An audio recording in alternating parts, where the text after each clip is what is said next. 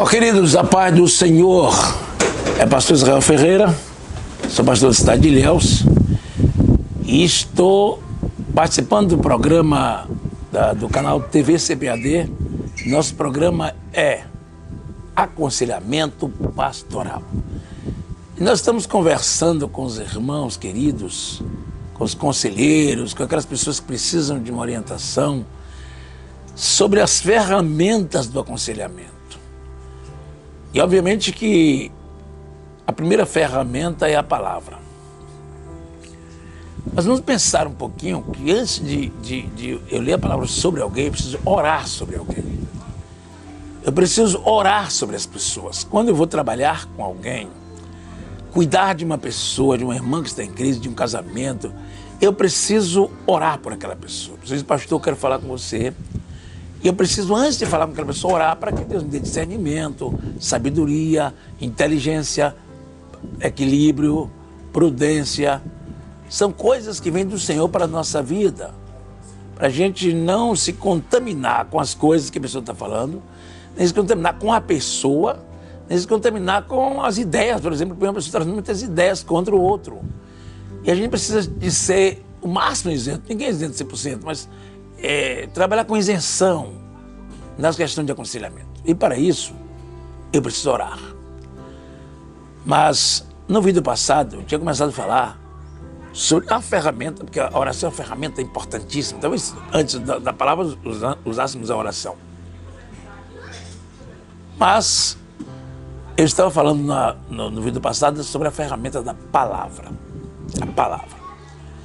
E nós começamos analisando. É claro que não é uma análise profunda, é uma análise para o conselheiro só. E é só análise tópica dos assuntos que você deve pesquisar.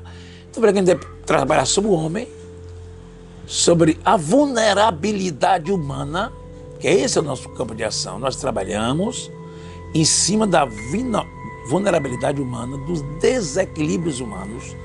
Isso está tudo na Bíblia. A causa principal foi o pecado do primeiro homem, que esse pecado passou para todos os homens. E é por isso que o salário do pecado é a morte. Obviamente que nós estamos trabalhando com coisas bastante sérias quando vamos ao consultório, ou ao consultório não, ao gabinete pastoral, ou a casa daquela pessoa, ou a pessoa pega você dentro da igreja mesmo, começa um processo de conversa. Conversar com a pessoa. Tem que partir desse princípio de quem é o homem. Deus fez o homem perfeito, você tem muitas invenções, caiu.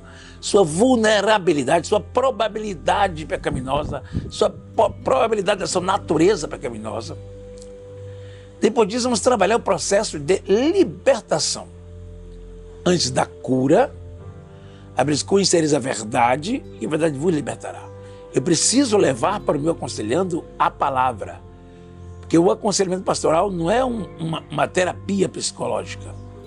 A psicologia vai me ajudar. Daqui a pouco eu falo sobre isso. No outro vídeo eu vou falar sobre como a psicologia pode me ajudar e ajudar você.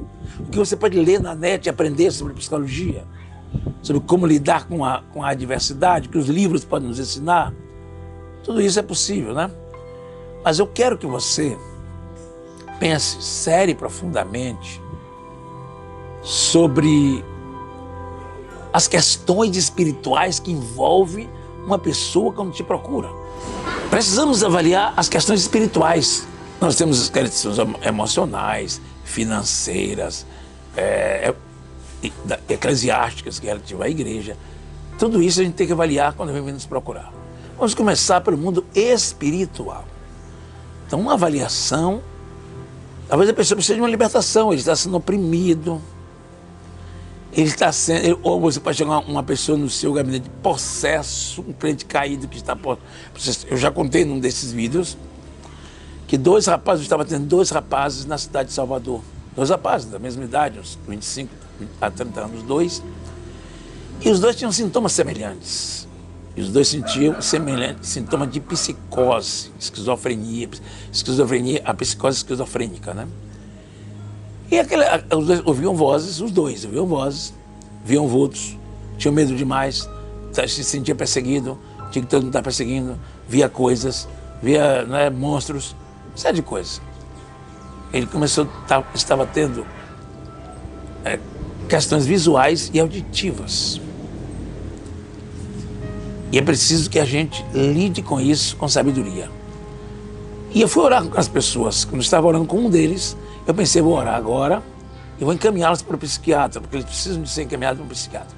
E eu orei por um e mandei e disse para ele procurar um psiquiatra. Quando eu fui orar pelo segundo irmão, no outro dia, aquele irmão, quando eu comecei a falar com ele, que fiz uma pergunta para ele, você cometeu um pecado em relação à sua relação com a sua namorada? Ele disse, aí o demônio pegou ele. Quando ele abriu a boca, o demônio pegou ele, foi à luta, expulsamos aquele demônio.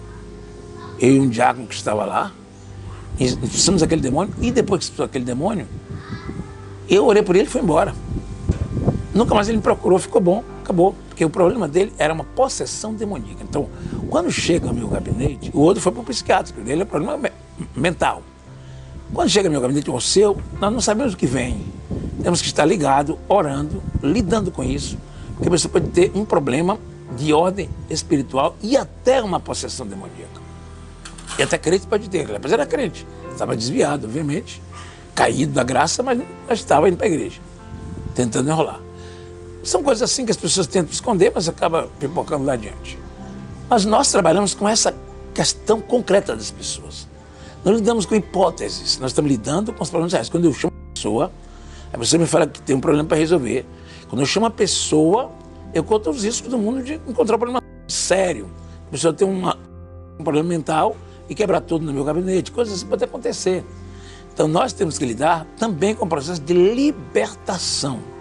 Lucas 4, versículos 17 e 18, Jesus disse, o Espírito Santo está sobre mim pelo que me ungiu para libertar os oprimidos, libertar os pobres, libertar os quebrantados de coração.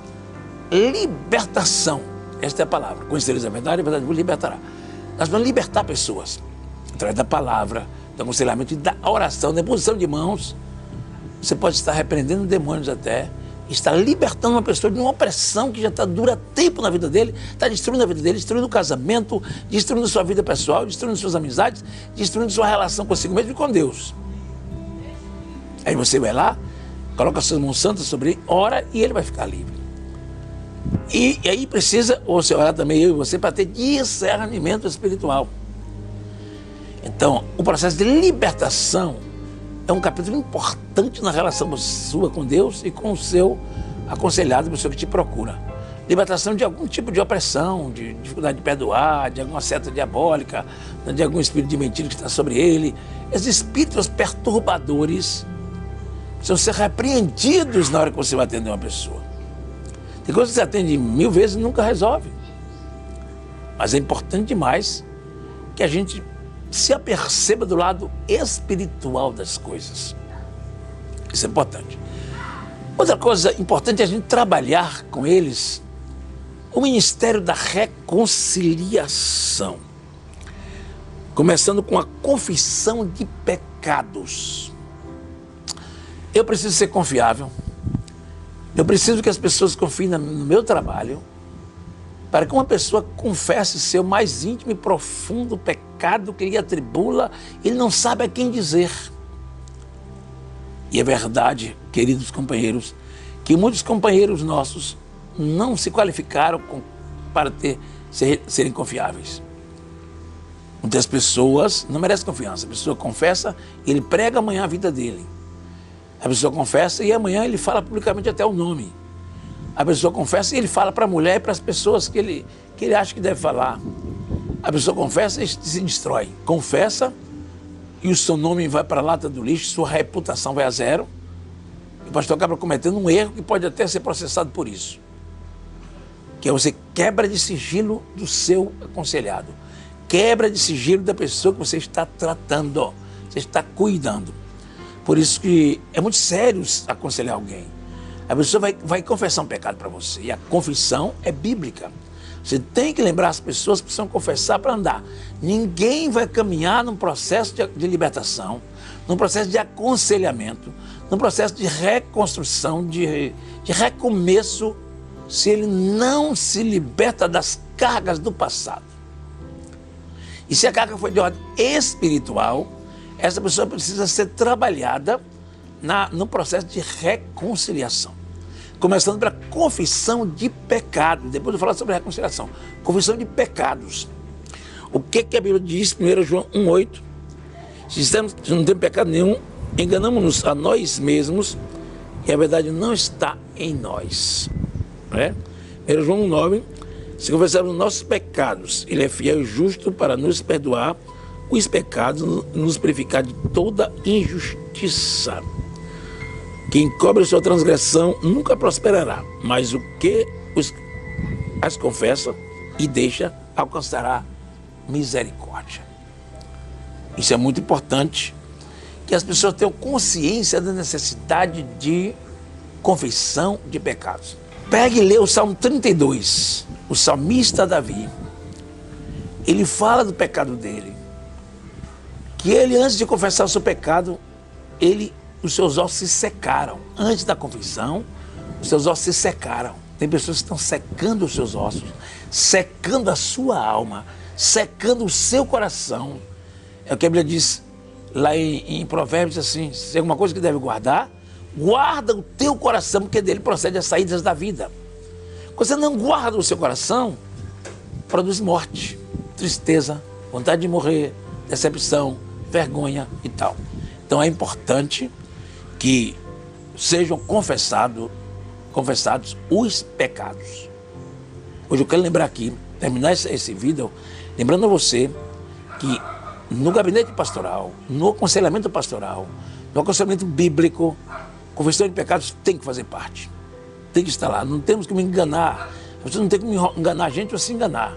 Não temos que me enganar a pessoa que está tudo bem com ele quando ele está com pecado. E precisa confessar e se libertar dele. Lidar com essa confissão agora é um ato de sabedoria de cada um de nós. Você não precisa contar para ninguém a confissão dele. Se ele precisa de disciplina, passe ele para disciplina. Não estou contra a disciplina, estou contra publicar uma confissão que ele fez sozinho com você. Publicar em qualquer lugar. Isso é quebra de sigilo. É quebra de sigilo de confissão. Sigilo de confissão é sagrado. Você precisa falar com ninguém, nem no tribunal. Como pastor, você não é obrigado, se ele cometer um crime, você não é obrigado a denunciá-lo. Não é obrigado, pode até denunciar se quiser, mas não é obrigado também. Nenhuma lei te obriga a fazer nada quando é num segredo de confissão. Isso é legal, é o direito que você tem. É preciso que a gente tenha cuidado para poder conquistar a confiança das pessoas. A pessoa vai dizer, meu pastor, eu confessei para ele, há 20 anos atrás, ele nunca disse a ninguém. Isso é maravilhoso. Então é necessário confessar e deixar, porque é o que diz em Provérbios diz assim, aquele que confessa e deixa, alcançará misericórdia, não é? O que confessa e deixa é Provérbios 28, 13. Quem cobra as suas transgressões nunca prosperará, mas quem confessa e deixa alcança misericórdia. Então tem muita gente que nunca prospera porque nunca confessa. De confessar e deixar, alcançará misericórdia. Eu quero deixar essa palavra com você hoje. Vamos cuidar das pessoas para que se libertem do pecado. Porque o pecado é o grande problema que vai nos nossos gabinetes. Procurando ajuda, procurando aconselhamento. Tem que começar com um processo de libertação do pecado. Isso está na Bíblia. E vamos seguir a palavra de Deus e orar. E a pessoa confessar e se libertar. Deus abençoe você ricamente. Que a graça do Senhor esteja com você. Que a bênção do Senhor esteja na sua vida. Em nome de Jesus.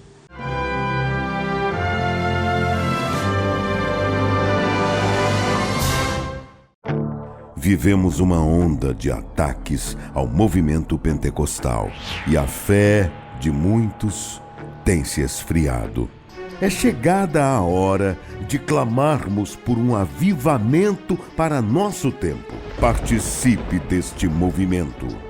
A promessa é para vós e vossos filhos. Uma campanha nacional pela busca do batismo com o Espírito Santo e dos dons espirituais. Nossos objetivos: até o dia 18 de junho, 110 mil crentes batizados com o Espírito Santo e 110 mil crentes batizados nas águas. Programa de leitura de toda a Bíblia até o final da campanha. No dia 18 de junho, uma grande vigília nacional de clamor. Manda, Senhor, um avivamento.